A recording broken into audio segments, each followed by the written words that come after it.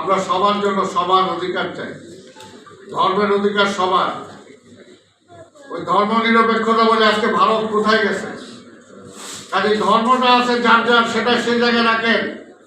ধর্মটা নিয়ে যেই রাজনীতি করেছে তখনই ক্ষতি হয়েছে সব কিছুর জন্য। এই জন্য বলবো যে আজকে সমাজে যদি ভারসাম্যটা রাখতে হয়, আমাদের দেশটাকে এগিয়ে নিয়ে যেতে হয়, তাহলে আজকে পিছনে টেনে লাভ নাই। এটা স্বাভাবিকভাবে আমরা তো চাই না যে আমাদের এই দেশটা আবার আরেকটা গাজায় রূপান্তরিত হোক। এটা যেমনি চাই না, ঠিক তেমনি আবার আমার দেশের প্রধানমন্ত্রী ওই ভারতের মুখ্যমন্ত্রীর স্ট্যাটাস পাক, সেটাও চাই না। পরিষ্কার কথা, আমাদের দেশ স্বাধীন দেশ, আমরা স্বাধীনভাবে বাঁচতে চাই। আমি বিশ্বাস করি যে আমরা যদি ঠিকভাবে চলতে পারি, ঐক্যবদ্ধভাবে চলতে পারি, বাংলাদেশ কারো মুখাপেক্ষী হওয়া দরকার নাই, কারো মুখাপেক্ষী হইতে পারে। আমরা নিজেরাই চলতে পারবো, নিজেরাই চলতে পারবো।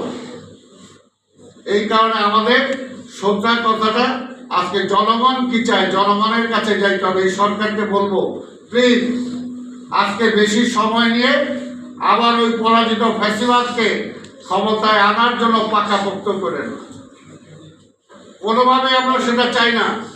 আমার অর্থনীতি আমি গড়ে তুলতে পারি, আমার সমস্ত সমস্যার আমি সমাধান করতে পারি, কারো সাহায্য দরকার নাই।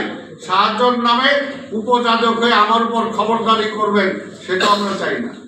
ওই বড় ভাই সুলভ আচরণ, সেটা কখনোই আমার এই দেশের জন্য কোনো মঙ্গল বয়ে আনে নাই।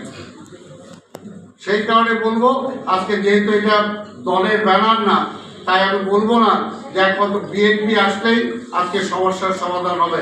তারপরও বলবো, বর্তমান বাস্তবতায় আজকে এটাই বাস্তব যে আজকে মহিলা বলি, পুরুষ বলি, হিন্দু বলি, বৌদ্ধ বলি, মুসলমান বলি, অন্তত সবার জন্য একটা জায়গা হতে পারে, যেটা আজকে আমরা যদি জাতীয়তাবাদী চিন্তা চেতনার মধ্য দিয়ে আমরা যদি সামনে যেতে পারি, আমার দেশ এটা আমার দেশ, যদি সেইভাবে চিন্তা করতে পারি, তাহলে আমাদের পক্ষে সেটা সম্ভব।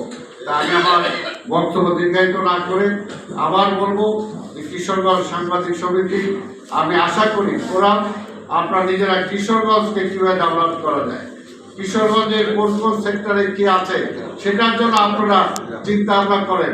আজকে বৃহত্তর ময়মনসিংহ সমিতি আমাকে দায়িত্ব দেবো, সেখানেও আমরা কিছুদিনের মধ্যে ঈদের পরে আমাদের যেটা চিন্তা আছে যে আমাদের সমাজে যারা সচিব বলেন, চিফ ইঞ্জিনিয়ার বলেন, বড় ব্যাংকের মালিক বলেন, আমরা সবাইকে নিয়ে বসবো যে আজকে বৃহত্তর ময়মনসিংহ দীর্ঘদিন অবহেলিত।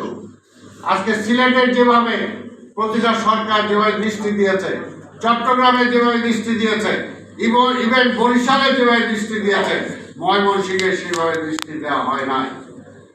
সেই কারণেই অবশ্যই সেটা পক্ষপাতমূলক হলেও বলবো যে অবশ্যই আজকে আমাদের দৃষ্টি দিতে হবে।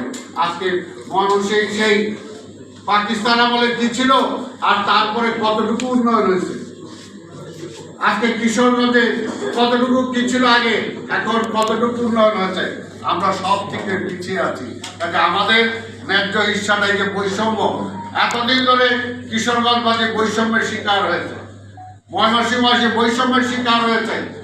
যে দেশের যোগাযোগ মন্ত্রী যেখানে হয় তার এলাকাটাই সে করে থাকে, অর্থমন্ত্রী যেখানে সিলেট হবে ওই তার জন্যই সব কিছু হবে, কিন্তু আমার ময়মনসিংহের, আমার কিশোরগঞ্জের তো সেটা হয় না।